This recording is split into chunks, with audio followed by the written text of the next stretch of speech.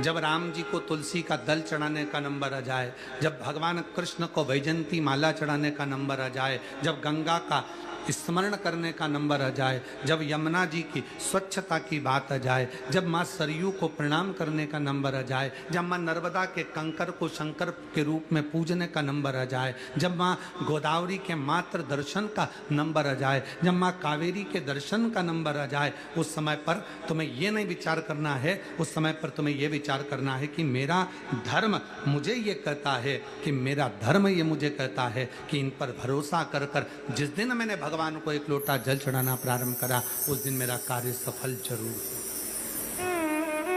उस दिन मेरा कार्य सफल होगा।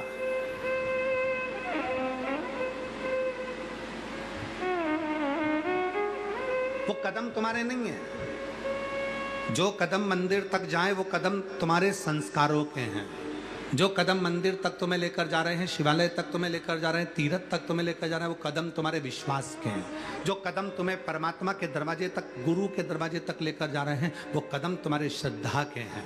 और जो कदम तुमको होटल तक लेकर जा रहे हैं, जो कदम तुम्हें मॉल तक लेकर जा रहे हैं, और जो कदम तुम्हें दारू की दुकान तक लेकर जा रहे हैं, व्यसन तक लेकर जा रहे हैं, वो कदम संस्कार के नहीं हैं, वो कदम संस्कारित नहीं माने जाएंगे, वो श्रद्धा और विश्वास के नहीं माने जाएंगे, वो तुम्हारी जिंदगी को बर्बाद करने वाले माने जाएंगे, बर्बाद करने।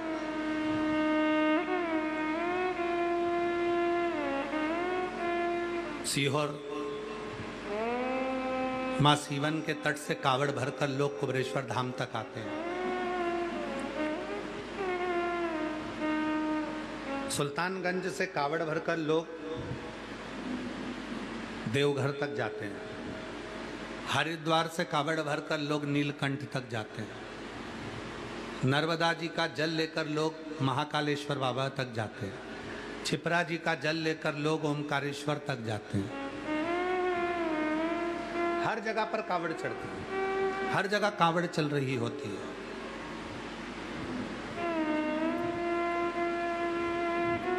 कई लोग भोजन के भंडारे लगाते हैं, बड़े बड़े भंडारे चलाते हैं। कोई पोहा बांट रहा होता है, कोई चाय बांट रहा होता है, कोई पानी बांट रहा होता है, कोई कॉफी दे रहा होता है, कोई पानी ही पिला रहा होता है। और कोई कोई ऐसा होता है कि उसने केवल कुर्सी लगा दी बैठने के लिए कि आप यहां से बैठते हुए निकल जाएं। और कई लोग ऐसे भी होते हैं कि ये सोचते हैं कि ये तो हमारे यहाँ आए थोड़ी ना है, ये तो मंदिर जा रहे हैं, ये तो बाबा के दरवाजे जा रहे हैं, ये तो नीलकंठ जा रहे हैं, ये तो देवघर जा रहे हैं, ये तो कुबरेश्वर धाम जा रहे हैं, ये तो हमारे थोड़ी ना है। कई लोग ऐसे भी हैं और ये विचार करते हैं कि भगवान मुझे इतना देना कि मुझे संपदावान बनाना, वैभववान बनाना और मुझे संपदा देना। भगवान भी विचार करता है, तेरे दरवाजे के सामने से इतने शिव भक्त निकल कर चले गए और तेरे द्वारा एक चुल्लू पानी तक नहीं पिलाया गया, तो अगले बार तेरे दरवाजे पर ये अन्न, ये जल, ये धन, ये वैभव, ये सत्ता, ये संपदा टिकने वाली नहीं, टिकने वाली नहीं। और कई ऐसे हैं जो निरंतर सेवा में लगे हुए हैं, दिया है उसने, और भगवान जब दे, भगवान जब करुणा करे, भगवान जब कृपा करे, भगवान जब तुम्हारे हाथों में दे, तो प्रयास करना।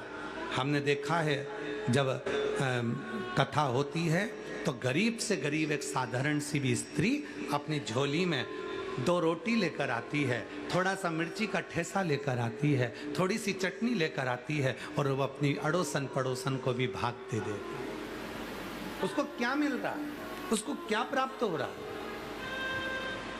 उसको क्या मिल रहा है, ये वह जान, ये वो जानता है।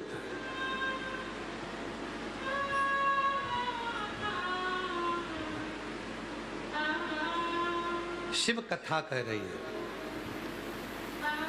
कावड़ चढ़ाने में तुम्हारे कदम नहीं चल रहे हैं, तुम्हारा विश्वास चल रहा है। कावड़ चढ़ाने में तुम्हारे कदम नहीं चल रहे, तुम्हारी श्रद्धा चल रही है।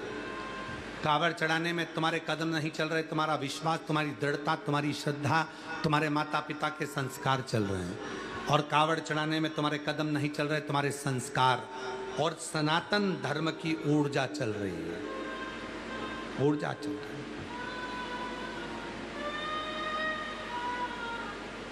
कई लोग कहते हैं इतनी कावड़ चढ़ती है, क्या मिलता होगा? क्या मिलता होगा? इतनी कावड़ चढ़ रही है, क्या मिलता होगा? कावड़ के डंडे लेकर जाने में क्या मिलता होगा? कावड़ का लोटा भरकर जाने में क्या मिलता होगा? हम उनसे पूछते हैं तुम्हें कावड़ के डंडे दिख गए कि कावड़ चढ़ाने से क्या मिलता होगा? तो तुम एक जवाब जरूर देना कि राजनेताओं के झंडे उठाकर उनके पीछे पीछे जयकार करते हुए चलने में तुम्हारे को, तुम्हारे बाप को क्या मिलता होगा? विचार करिए, कावड़ के डंडे लेकर चल रहे हैं तो तुम्हारे को काली मिर्ची लग रही है।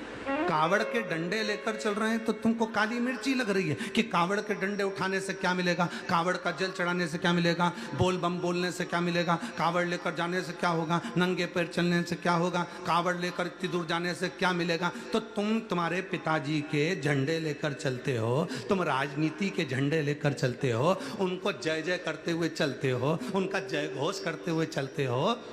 तो राजनीति के डंडे उठाने में, राजनीति के झंडे उठाने में और राजनेताओं के पीछे पीछे घूमने में तुमको क्या मिलता? केवल एक बोतल या 500 का नोट, बस इतना मिल जाता है और उसमें तुम डंडा और झंडा सब लेकर चलते रहते हो। अब जरा विचार करो, राजनीति के पीछे चल रहे हो तो एक नहीं बोल रहा कि हमने झंडा पकड़ा, हमने डंडा पकड़ा, हमने उनकी जय जय करी। और जो सनातन धर्म का कावड़ लेकर चढ़े, जो सनातन धर्म की कावड़ लेकर आगे बढ़े और तुम्हारे को हृदय में खलने लगा, चुभने लगा। ए भाई,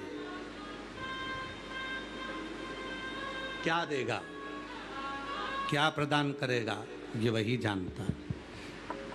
क्या देगा, क्या प्रदान करेगा, ये वही जानता है, वही जान, तुम नहीं जान सकते। और शंभो शरणे पड़ी मांगू घड़ी रे घड़ी, दुख काटो दया करीन दर्शन आपो।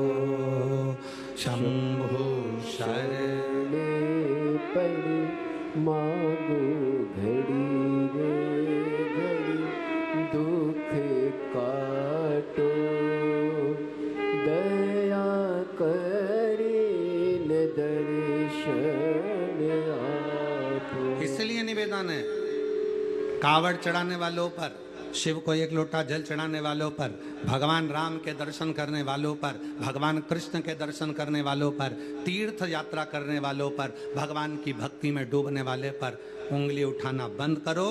पहले अपने गिरबान में झांक कर देखो, वो तो भगवान के लिए डंडा उठा रहे हैं, वो तो भगवान के लिए कावड़ उठा रहे हैं, वो तो भगवान के लिए लोटा भर कर जा रहे हैं। तुम किसके लिए जा रहे हो, किसके लिए डंडा उठा रहे हो, किसके लिए झंडा उठा रहे हो? एक राजनेता के लिए, एक राजनीति के लिए? क्या मिल रहा है?